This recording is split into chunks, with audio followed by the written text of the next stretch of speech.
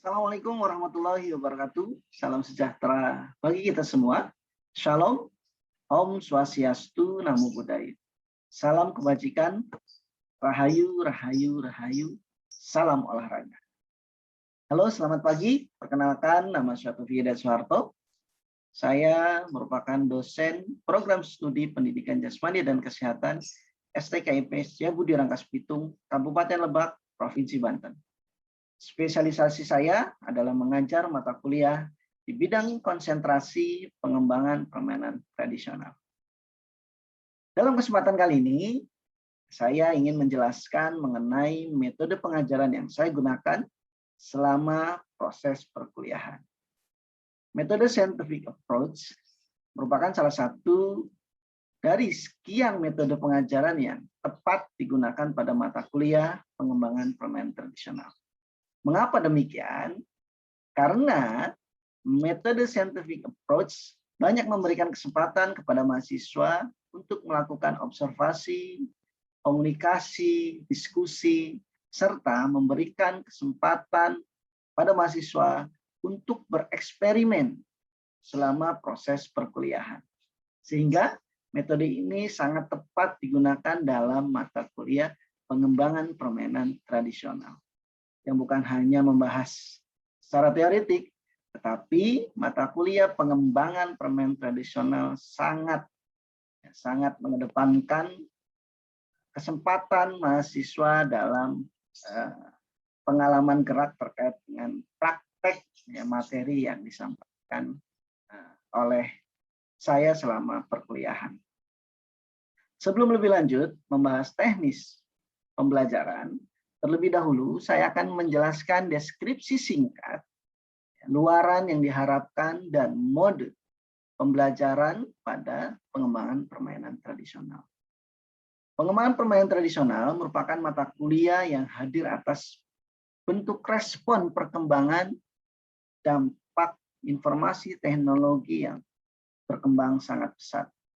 Tidak hanya merubah mobilitas pekerjaan, ya, tetapi teknologi sangat berdampak besar terhadap perubahan tata kehidupan manusia, ya, khususnya bagi peradaban kebudayaan manusia yang ada di muka bumi.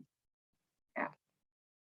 Mata kuliah ini akan membahas beberapa materi, diantara yang pertama adalah sejarah permainan tradisional dan olahraga tradisional.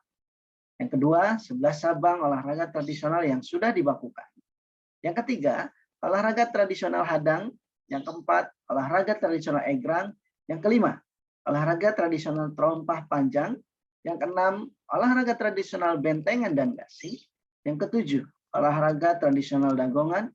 Yang kedelapan, olahraga tradisional tarik tambang. Yang kesembilan, olahraga tradisional lari balok. Yang kesepuluh, olahraga tradisional balap karung. Yang ke-11, olahraga tradisional ketapel dan sumpit. Dan yang terakhir, mengenalkan serta mempraktekkan olahraga tradisional Indonesia dan olahraga tradisional yang ada di dunia. Dengan mengikuti mata kuliah ini, mahasiswa diharapkan mampu memahami beberapa hal sebagai berikut. Yang pertama, mahasiswa mampu mendeskripsikan sejarah permainan tradisional. Mahasiswa mampu mengetahui 11 cabang olahraga tradisional yang sudah dibakukan. Mahasiswa mampu menguasai teori dan praktek olahraga tradisional hadang, olahraga tradisional egrang, olahraga tradisional terompah panjang, olahraga tradisional bentengan dan gasing, olahraga tradisional dagongan, olahraga tradisional tarik tambang, olahraga tradisional lari balok, olahraga tradisional balap karung, olahraga tradisional ketapel dan sumpitan, dan yang terakhir, mahasiswa mampu mengetahui olahraga tradisional asli Indonesia dengan olahraga tradisional yang berkembang di dunia. Untuk bisa mencapai kemampuan tersebut, oleh karena itu, mahasiswa akan diberikan topik-topik yang akan dibahas selama 14 kali pertemuan. Untuk lebih jelasnya, untuk lebih lengkapnya, mari kita simak cuplikan video proses perkuliahan pengembangan permainan tradisional yang saya sampaikan kepada mahasiswa. Oke, untuk itu mari kita cek. Assalamualaikum warahmatullahi wabarakatuh. Salam sejahtera kita semua. salam sehat untuk teman-teman semester 5. Ya. Puji syukur alhamdulillah siang hari ini kita bertemu di perkuliahan pengembangan permainan tradisional. Ya, ada beberapa hal yang harus saya sampaikan terkait dengan mata kuliah pengembangan permainan tradisional di siang hari ini. Ya, kita akan membahas terkait dengan beberapa hal. Yang pertama, ini kaitannya dengan deskripsi mata kuliah. Ya, mata kuliah ini sebenarnya mata kuliah apa, gitu kan? Isinya akan membahas apa, rencana ke depan bagaimana. Kemudian kita akan tutup ya perkuliahan ini dengan kontrak mata kuliah, yang mana ya kontrak mata kuliah ini menjadi sebuah keharusan bagi kita ya terkait dengan aturan main selama 1 semester ya mengampu mata kuliah pengembangan permainan tradisional. Oke, teman-teman, izin saya share untuk materinya.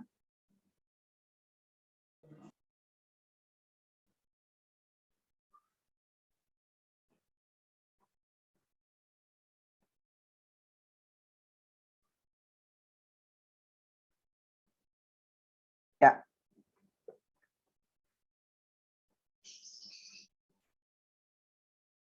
Assalamualaikum warahmatullahi wabarakatuh. Salam sejahtera kita semua. Salam sehat untuk teman-teman semester 5. Ya. Puji syukur alhamdulillah siang hari ini kita bertemu di perkuliahan pengembangan permainan tradisional. Ya, ada beberapa hal yang harus saya sampaikan terkait dengan mata kuliah pengembangan permainan tradisional di siang hari ini. Ya, kita akan membahas terkait dengan beberapa hal. Yang pertama, ini kaitannya dengan deskripsi mata kuliah. Ya, mata kuliah ini sebenarnya mata kuliah apa, gitu kan? Isinya akan membahas apa, rencana ke depan bagaimana. Kemudian kita akan tutup ya perkuliahan ini dengan kontrak mata kuliah, yang mana ya kontrak mata kuliah ini menjadi sebuah keharusan bagi kita ya terkait dengan aturan main selama 1 semester ya mengampu mata kuliah pengembangan permainan tradisional. Oke, teman-teman, izin saya share untuk materinya.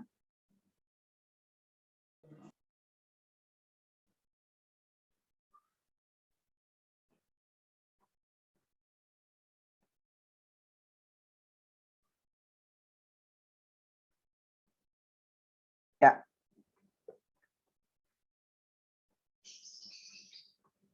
Oke, deskripsi mata kuliah ini ya terkait dengan pengembangan permainan tradisional. Ya. Ini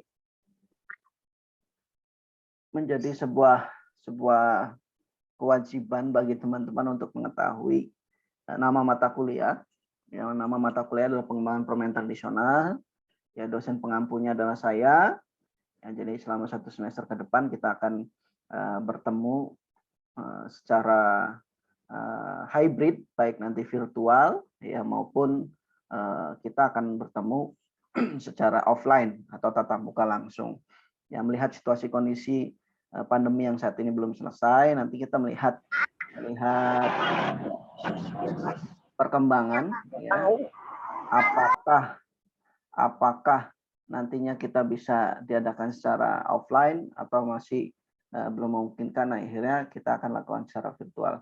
Oke, teman-teman, yang perlu teman-teman ketahui ya, mata kuliah pengembangan permainan tradisional ini ya menjadi mata kuliah pilihan ya, mata kuliah pilihan di semester 5. Ya. Saya akan tampilkan dulu terkait dengan RPS ya. Ya.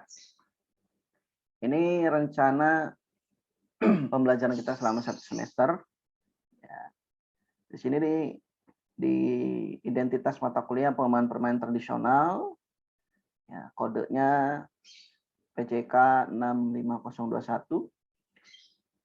Ini merupakan mata kuliah pilihan yang memang meskipun pilihan, tapi ini menjadi salah satu mata kuliah yang wajib diselenggarakan oleh Prodi Penjaskes STK Setiabudi, ya, karena tidak semua prodi di kampus manapun yang punya muatan mata kuliah permainan tradisional. Nah, bobot SKS-nya adalah 2, teman-teman. Ya, di sini saya informasikan terkait dengan CPL Prodi, ya, capaian lulusan program studi, yang mana di sini tertera secara keseluruhan prodi punya target terkait dengan target pertama adalah penerapan sains dalam pembelajaran pendidikan jasmani dan kesehatan, ya, dan mahasiswa diharapkan menguasai konsep teoritis, ya, konsep teoritis dan prakteknya di mata kuliah pembelajaran pengembangan permainan tradisional. Nah, selanjutnya prodi juga memiliki target bahwa mahasiswa mampu mengidentifikasi, merumuskan, dan menyelesaikan permasalahan terkait dengan pembelajaran Penjaskes yang ada di sekolah, baik formal maupun non formal. Ya, di sini ada sampai dengan CPL 2, ya teman-teman, terkait dengan capaian lulusan prodi. Selanjutnya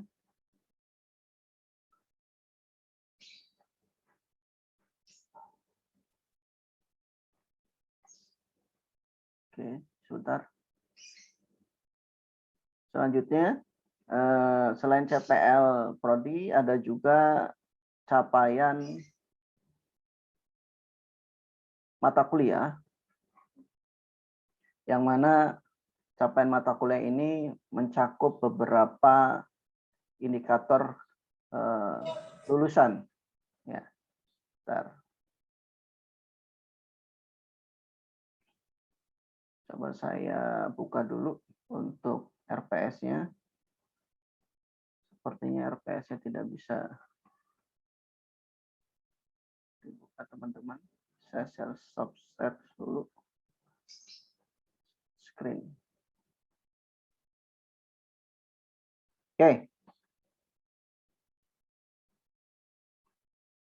Ya, di sini ada capaian mata kuliah yang mana diuraikan dalam beberapa poin. Yang pertama, mahasiswa mampu mendeskripsikan sejarah permainan tradisional, mampu mengetahui 11 cabang olahraga tradisional yang dibakukan, dan mampu menguasai teori dan praktek, ya, baik permainan tradisional hadang, egrang, teropa panjang, bentengan, dan gasing, dagongan, tarik tambang, lari balok, dan balap karung.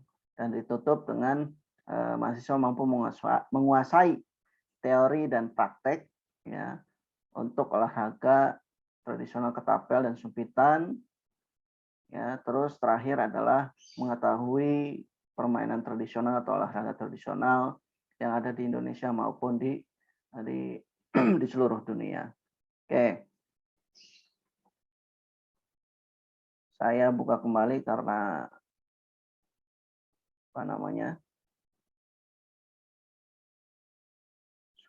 cukup ada hambatan, teman-teman. Ini saya share dulu.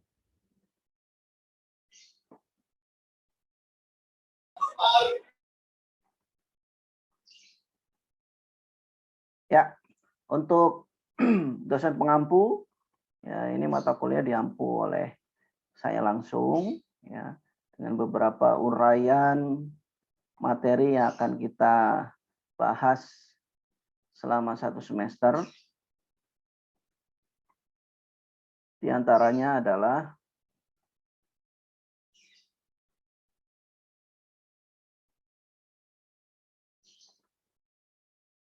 ya, pertama kita akan mulai dengan kontrak kuliah, ya, yang akan dilakukan hari ini. Yang kedua, kita akan membahas terkait dengan sejarah permainan tradisional. Jadi pada pertemuan kali ini kita akan membahas 2 agenda. Yang pertama kontrak mata kuliah, yang kedua kita masuk pada materi pertama, yaitu membahas terkait dengan sejarah permainan tradisional. Untuk itu, untuk mempersingkat waktu, kita langsung masuk ke pembahasan materi dan kita akan tutup dengan kontrak mata kuliah. Oke.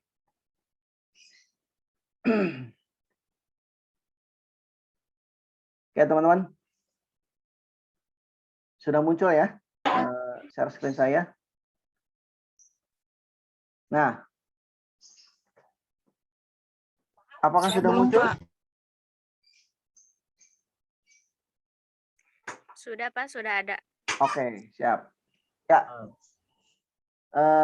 Di depan layar monitor teman-teman, ya, di sini bisa kalian lihat terkait dengan sepucuk surat, ya, sepucuk surat yang ditulis langsung oleh Bapak Presiden Joko Widodo terkait dengan impian Indonesia di tahun 2015 sampai dengan 2085.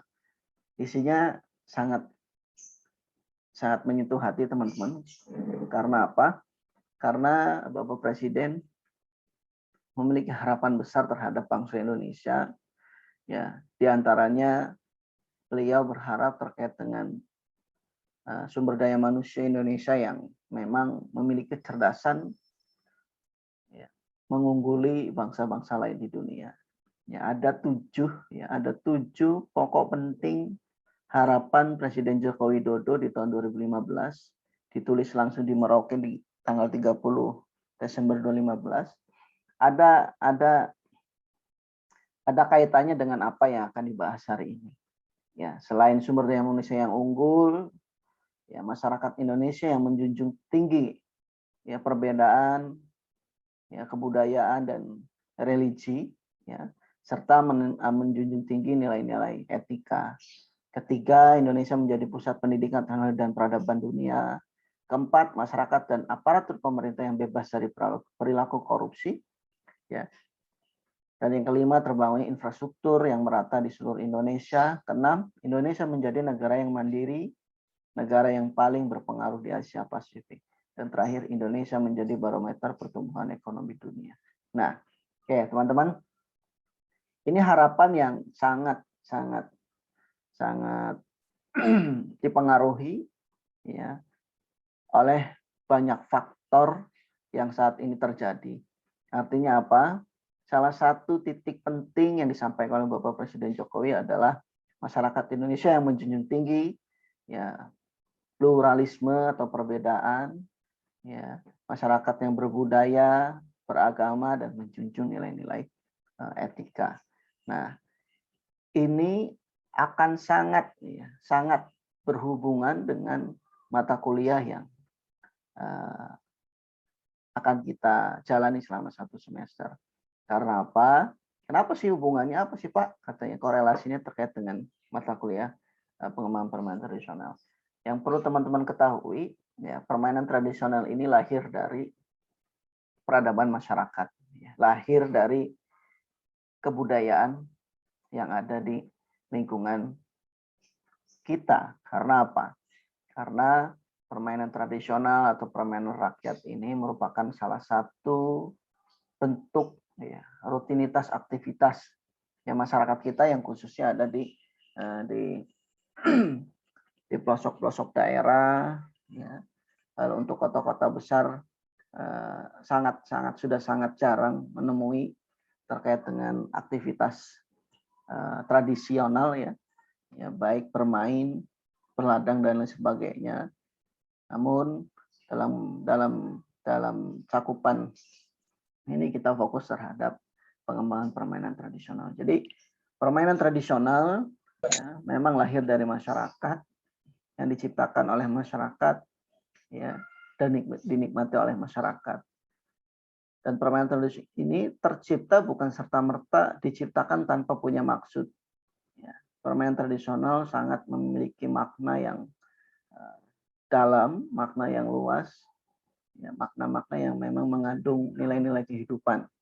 Ya, oleh karena itu pendahulu-pendahulu kita, nenek moyang kita, ya, menyampaikan sebuah pesan, ya, melalui apa? Aktivitas bermain atau aktivitas permainan anak-anak yang memang dikemas sedemikian rupa, sehingga permainan tersebut bisa menjadi media penyampai pesan, ya, pesan kehidupan.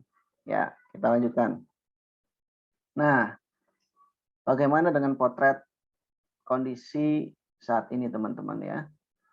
Jadi kita ketahui bahwa kondisi saat ini khususnya bagi kondisi moralitas anak-anak kita, masyarakat kita yang memang mulai terdegradasi, ya mulai bergeser. Banyak perilaku-perilaku menyimpang yang dilakukan oleh masyarakat kita, khususnya bagi para pelajar, ya pelajar mahasiswa yang cukup meresahkan sehingga lambat laun ketika dibiarkan akan menjadi sebuah ancaman bagi moral bangsa Indonesia. Ya untuk itu ya salah satu bentuk strategi untuk menekan ya, kebobrokan moral atau degradasi moral bangsa Indonesia, ya kita berupaya untuk menanamkan nilai-nilai luhur bangsa melalui media permainan tradisional. Ya makanya ketika teman-teman jumpai bahkan pernah mainkan, kalian pasti ingat apa yang disampaikan oleh kakak kita, orang tua kita, tetangga kita pada saat bermain. Contohnya misalkan teman-teman diajak bermain sebelum sebelum memainkan permainan tradisional itu selalu ada ritual atau nyanyian Hom Pipa Ale Hom Gambreng yang memang di situ teman-teman berjanji ya sama-sama berkomitmen untuk bermain secara jujur, sportif lah kalau untuk saat ini ya. Kalau dulu kan belum mengenal ya sportivitas, fair play gitu kan. Cuman dari dulu masyarakat kita sudah diajarkan sebelum bermain kita sama-sama berkomitmen ya, tos-tosan ya, bahwa siapa yang menang, siapa yang kalah ya harus tetap sportif dan fair play. Nah, kita lanjutkan. Nah, ketika teman-teman terbiasa mengucapkan Hom Pipa Ale Hom Gambreng tanpa mengetahui makna dari apa yang terkandung dalam Hom Pipa Ale Hom Gambreng, ya disinilah kita mengenal apa itu Hom Pipa Ale Hom Gambreng. Jadi Hom Pipa Ale Hom Gambreng itu diambil dari istilah beberapa istilah ya, baik dari kitab-kitab yang ada di Indonesia sampai dengan Quran dan Injil, yang memang secara harfiah Hom Pipa Ale Hom Gambreng ini bermakna Hom adalah Tuhan, ya Pimpa itu Pimpa Ale berasal dari Tuhan dan kembali ke Tuhan, dan ditutup dengan gambreng. Artinya gambreng itu disadarkan, Hom Pimpa Ale Hom Gambreng, dari Tuhan ya, berawal dari Tuhan kembali kepada Tuhan, dan gambreng itu disadarkan bahwa ya hidup kita itu tidak akan abadi. Jadi akan ada saatnya kita memulai dan ada saatnya kita untuk mengakhiri. Nah, oke, kita lanjutkan. Nah, teman-teman mengetahui sebenarnya manusia itu apa sih artinya? Ya, manusia itu menurut Johann Huizinga itu merupakan Homo ludens. Homo ludens ini artinya makhluk bermain, teman-teman. Ya, makhluk yang suka bermain atau menciptakan permainan. Ya, di dalam kehidupan manusia, bermain adalah hal yang sangat menyenangkan. Ya, manusia dari kecil sampai dengan dewasa selalu terlibat dalam aktivitas bermain. Ya, artinya ketika apa yang saat ini terjadi di kehidupan kita, ketika manusia banyak bermain-main, ya memang kodratnya manusia sebagai makhluk bermain. Jadi jangan kaget ketika temannya bercanda terus gitu kan, nggak pernah serius, harus menyadari ya bahwa sejatinya kita adalah makhluk bermain.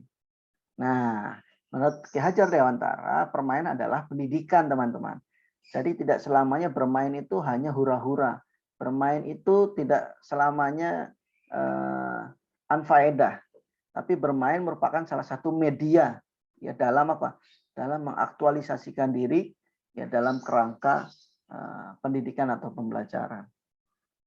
Nah, ini menurut definisi para ahli bahwa bermain adalah ekspresi tertinggi dari perkembangan manusia. Jadi bermain itu ekspresi, teman-teman.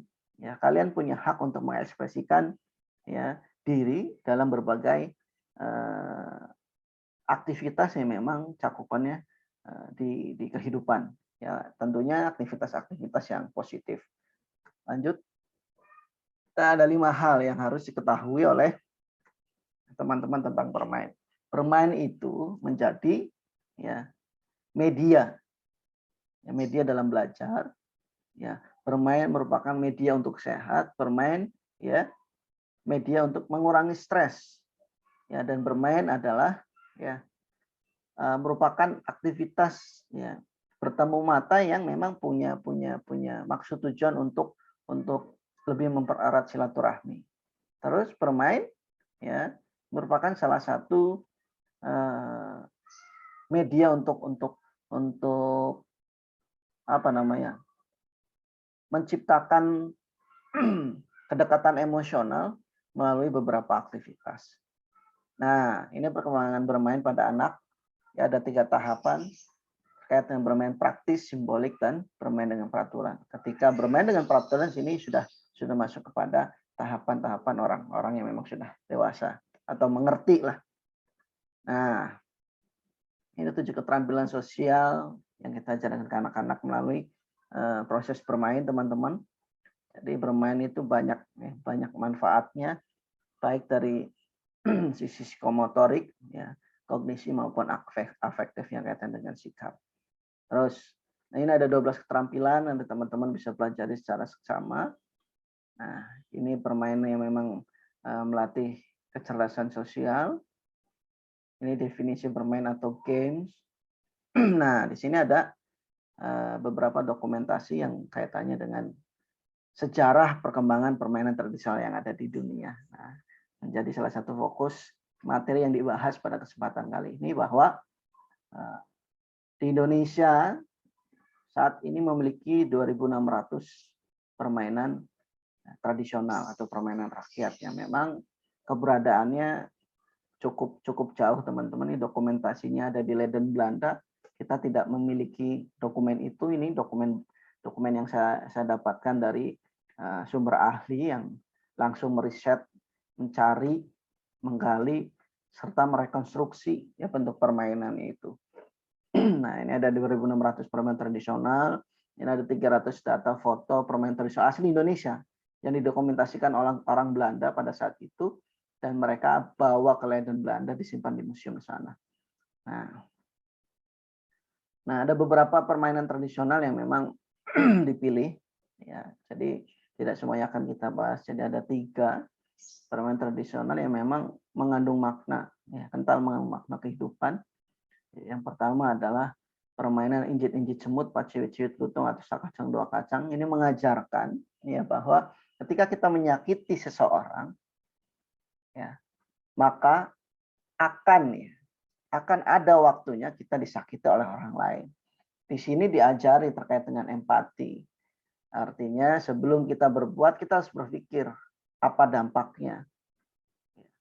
Ketika kita menyakiti orang lain, maka serta-merta orang lain pun akan menyakiti kita. Tergantung nanti ya kapan waktunya karma itu kita.